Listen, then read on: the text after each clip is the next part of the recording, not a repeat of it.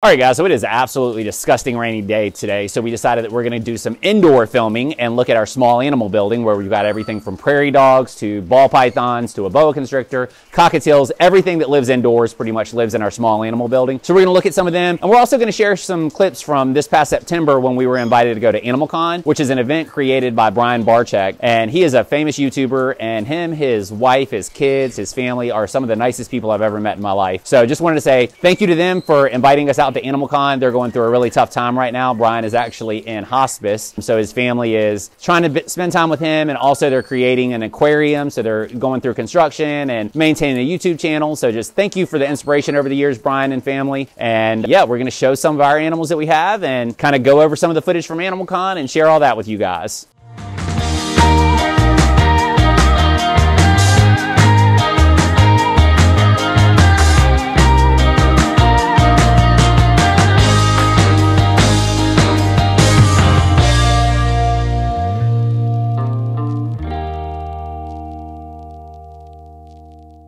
All right, guys, so the first thing we're going to do is give Abu some medicine. Our camel has had tapeworms, I think is what he had, Jonas? Yep. Is that right? So he has tapeworms, so he's having to get dewormer every day for 5 days in a row. Our vet came out and did a fecal on him recently, and it's very tough to get a camel to eat his meds, so we have to be a little bit tricky. So we're going to show you guys what we do to get him to eat the medicine. So the first ingredient is 1 quart of alfalfa pellets.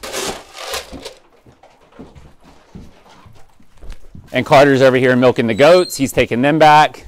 Carter, they don't like the rain. If you could just milk them out there, that would be great. What's up, girly girls? How are y'all? How is it? Excuse me, coming through. Excuse me, excuse me, excuse me, excuse me. Thank you. This is our garage. This is where everything is. This is where all the birds go in the wintertime. This is where all the medicine's kept, the food, most of the food, except for the alfalfa pellets, obviously. But we're gonna go check out the garage and see what's in there. Oh, we found a wild Alyssa.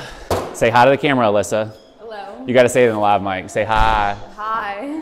Alyssa actually went to Animal Con with us also and got to meet Brian and his wife when we were at Animal Con, and she completely fangirled out. She met like all her favorite YouTube people, Paul Cafaro. Who else were you freaking out over? Exotic, Lake's Exotic Animal Ranch, a whole bunch of different people we got to meet. It was really, really cool event. But what we're doing is we're pouring some alfalfa pellets in here, and then I actually found out yesterday that Abu absolutely loves Cheerios. So obviously, they're not a good food for camels to be fed regularly, but mixed in with his food. And then I can't show this on YouTube because you're not supposed to give veterinary advice. So we're gonna blur all this out. So you're not seeing this, but it's a pre-measured amount. So we're gonna go ahead and pour his meds in here.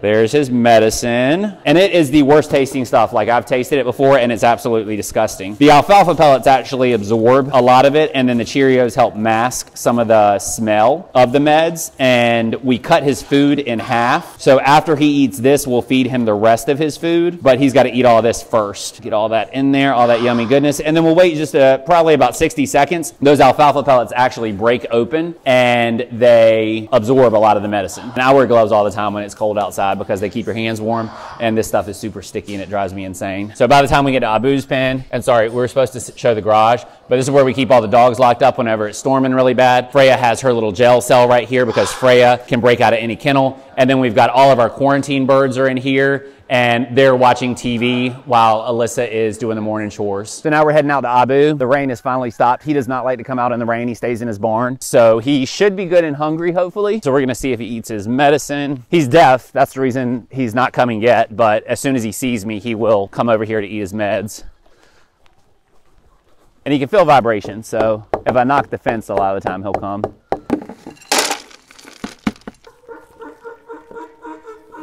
The donkeys are yelling at me right now saying, hurry up and feed me. So that's all his meds. And you can see he does not like the way it tastes, but he still eats it, thankfully. All right, so now that his meds are done, we're gonna go ahead and look in our farm store, small animal building, reptile room, whatever you wanna call it, and see some of the critters in there. It's cold and rainy outside. This is my favorite place to be. Nice and toasty. So this room stays about 70 degrees, and then we've got additional heating on all of our reptiles. Oh, Sugar and Spice are out, so let's look at them real quick, because as soon as they see us, they're gonna go hide. But we've got 2 Uromastics. That is Sugar and Spice. We may just include some B-roll of them, but they are Egyptian Uromastics. And I actually got those as a birthday present from Jonas last year. So, and I know a lot of people are gonna hate this part, but we actually breed cockroaches. These are dubia roaches, and we just gave them this whole sweet potato. Jonas, if you wanna zoom in on that, look at how many roaches are in there. They're just eating. That's one of our females right there. We breed them because this is the best food for our bearded dragons, and our Savannah monitor absolutely loves them. And so they've got their nice little tank here, and they get to live off sweet potatoes and oranges and things like that. I just grabbed one because I'm hoping that I can show you guys Saber, our Savannah monitor. And this guy is growing so insanely fast. He is, what is he, 6 months old? He was a month old when we got him, and we went to Repticon last year, so he's less than a year. He's like 8 months or something like that. But I'm gonna see if I can get him out. If he doesn't want to come out, you cannot make him come out. So there he is in all his greatness, and I'm gonna see if I can get him to eat a roach for us. You wanna eat this? Do you like that? And Alyssa, I know, she feeds him like crazy because he is her favorite, so she probably just fed him, which is why he doesn't want to eat. Do you not want to eat at all, buddy? But these guys will get to be, they're from Africa, and they will get to be over 4 foot long. And these are an awesome monitor lizard, and I can see his sides. He is so fluffy, and he's also, everybody's shedding right now. I don't know what the deal is, but he's been getting daily soak because he is shedding like crazy. But these guys are so smart. And when I was actually in Afghanistan, deployed with the military, I got to catch a close relative of the Savannah monitor. And it was an Asian monitor. I can't remember the name. Drop a comment down below. What kind of monitor lizard lives in Afghanistan? But I got to catch wild monitors, and I'll get Jonas to post a picture in here of me holding an actual wild monitor that I caught. But super, super awesome animal. Not for everyone because they do get so big. He's gonna need a massive enclosure in just a year or two. But very, very intelligent for a reptile. Super, super intelligent. Now, we're getting into my favorite reptiles. Everybody has one of these, I feel like. So many people have bearded dragons. This is Mushu, and he is one that a friend had and could no longer keep, so she gave him to us. But Mushu is absolutely amazing, and he is just a big love bug. And he's a boy. We know it's a boy because sometimes his beard right here will turn black, especially if he sees our other bearded dragon. He gets super angry and says, hey, I hate bearded dragons. These guys have to live by themselves. They don't do really well if they live with another bearded dragon. So let's see if this guy will eat some roaches. Where'd I put the tongs at? There they are.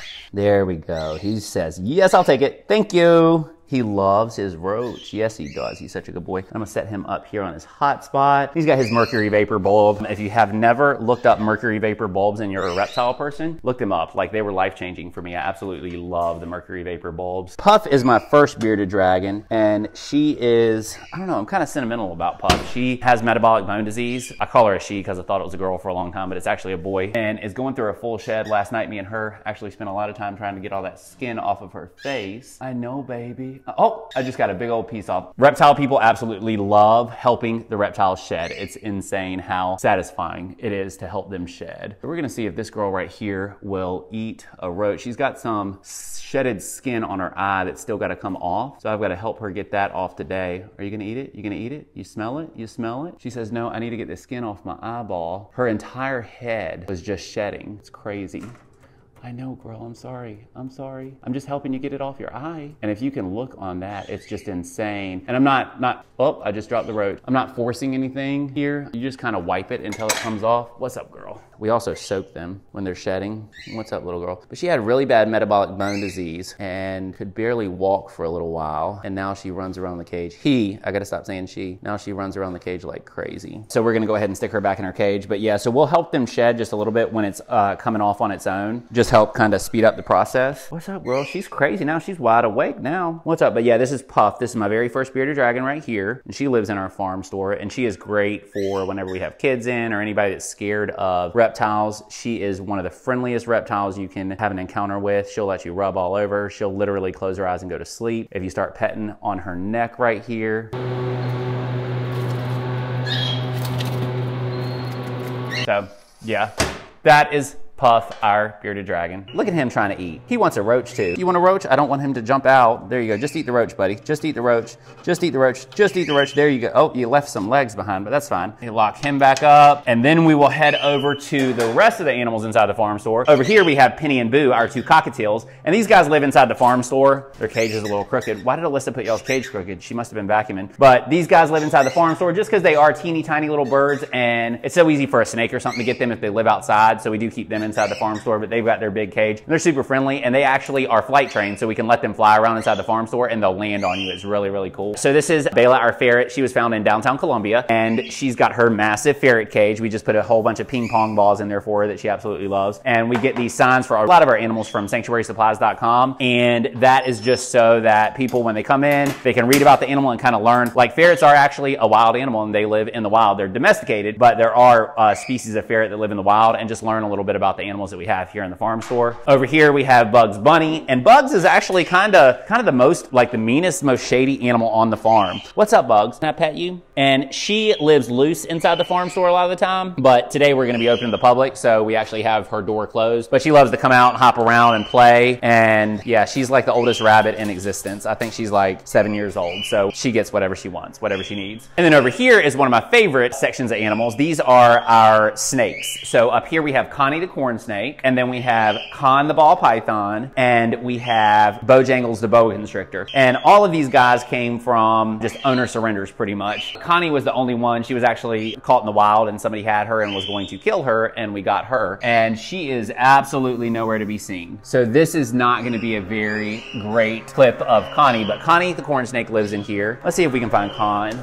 the ball python. He is my favorite. Here he is. Where's his head? You always got to find the head of the danger noodle before you start playing with the danger noodle. That's very, very important. What's up, danger noodle? What's up, buddy? Where's your head at? Where's your head at, danger noodle? I really don't want to get bitten. Alyssa is our snake person, so she should be over here doing this. Like, I don't feel like I'm allowed to do this, but I'm doing it anyway. Oh, there's his head. What's up, danger noodle? What's up, buddy boy? So this is my favorite snake ever to walk the face of the earth. This dude is so amazing. I absolutely love him. Ball pythons are a really good pet for a lot of people. They only eat about once a week. They poop about once a week. They need really simple housing. We do have massive enclosures for them. We just got these this past week, but they can live in a 40-gallon aquarium. You can see just how chunky this guy is. Con, you are so chunky. I absolutely love it, dude. What's up, sweet boy? And these guys, they're self-defense. If they get scared, they don't actually lash out and bite. These guys actually curl up and put their head in a ball. That's why they're called a ball python, because they'll put their head in the center of their body. And I'm gonna put him, he loves to get in this hammock up here because he's got his heat light up here, his ceramic heat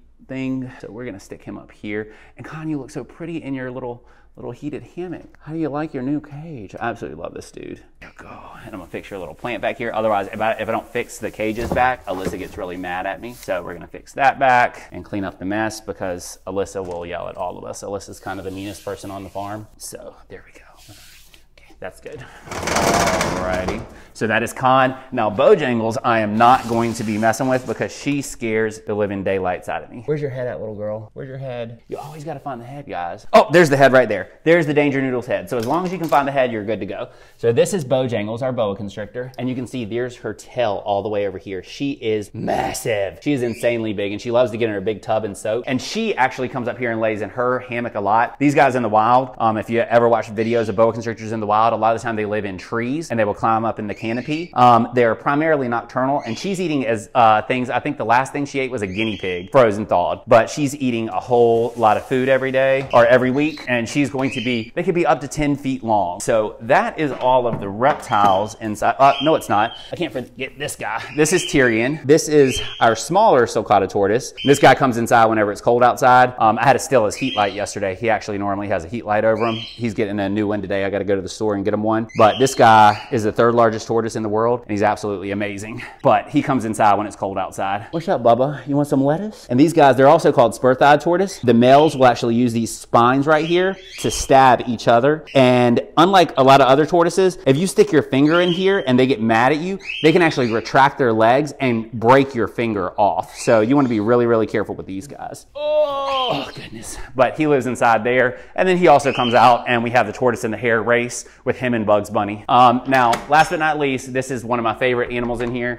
Outside, I think I said, did I say that the bearded dragons were my favorite? So yeah, the bearded dragons are my favorite. These are like my second favorite animals in here, but they will also cut your finger off. So let's look at the little party that's going on in here. So these are our prairie dogs, and these came from actually were seized from the previous owners because of animal cruelty. And we've got 4 of them, and these guys do not breed in captivity. So we did not have to spay or neuter anybody, which is great. These guys are from out west Western United States. And in the wild, they will dig burrows that go 20, 30, 40 feet under the ground. And they actually go through something called torpor when it gets really cold. And that is what triggers the female to come into heat. And the females only come into heat about 1 hour out of the year. But this is their little prairie dog castle in here. And they're absolutely amazing to watch. 90% of their diet is just hay. They love hay, and that is the best thing for them. But yeah, so that is essentially our farm store. This is where we do creature encounters, where if somebody's hanging out with a snake or a bearded dragon, you'll come in here to meet all these guys. And then this past week, we actually had our friends down that had a kangaroo, an anteater, and a capybara that were all meeting our guests in here in the farm store. And then we also have our fridge in here, which currently is empty because we're sold out of pretty much everything. Except for emu eggs. We do have emu eggs, which are pretty awesome. So if you're local and you want to come out and buy an emu egg, we do have emu eggs for sale. They make an amazing omelet. So, and then back here is our dairy. We'll just do a quick rundown of this just in case anybody's watching in the comments like, oh, what's back there? So this is our dairy where we milk our goats at. There's the milking parlor,